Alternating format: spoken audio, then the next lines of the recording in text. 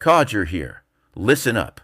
I want to put another arrow in your quiver to use when determining how you are going to own tokens, which ones and why. Let's talk about value.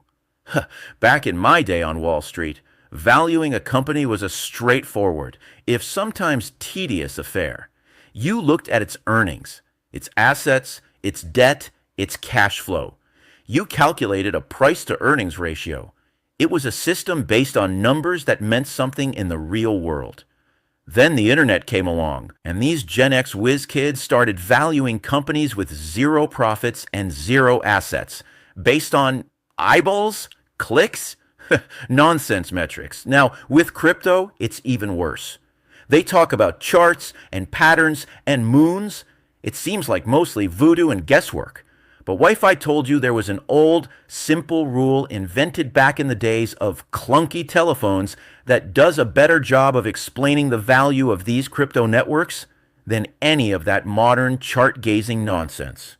The law was named after some smart fellow, Bob Metcalf, who is helping to invent the technology that became the internet. And it's not rocket science. It simply states that the value of a network is proportional to the square of the number of its connected users. I know. Square of the number. It sounds like math class. Forget the formula. Think about it like this. Imagine you're the first person in the world to own a telephone. What's it worth? Nothing. It's a fancy paperweight. You have a network of one, and you can't call anybody. It's useless. Now, your neighbor buys a telephone. The network now has 2 users. How many connections are possible? 1.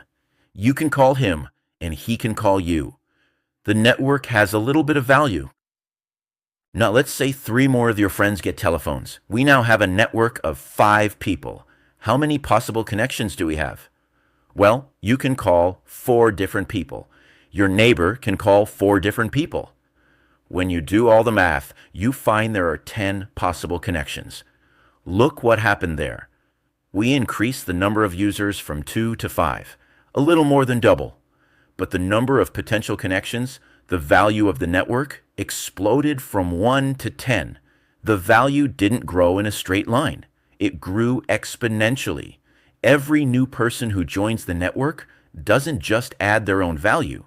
They add value to every single other person already on it. That is the magic of a network effect. Now, how in the world does this apply to cryptocurrency? Well, a cryptocurrency network like Bitcoin or Solana is a network, just like the telephone system. The users are the number of active wallets or addresses on the network, the digital feet walking on the digital sidewalks of that city. The connections are all the potential transactions that can happen between those wallets. Metcalf's Law tells us that the more active users a crypto network has, the more valuable it becomes, not in a straight line, but in an explosive, squared relationship. Now, this isn't the gospel. It's a blunt instrument, not a surgeon's scalpel. Not all users are equal, and it doesn't spit out a perfect dollar and cents price, but it gives us a powerful way to judge the health and direction of a network. Let's take a real-world example. Let's look at a popular network like Solana. As I'm recording this in the fall of 2025, the data shows that Solana has, on average, around 1.5 million daily active addresses. These are the people actually using the network every day, trading, buying NFTs, using its applications.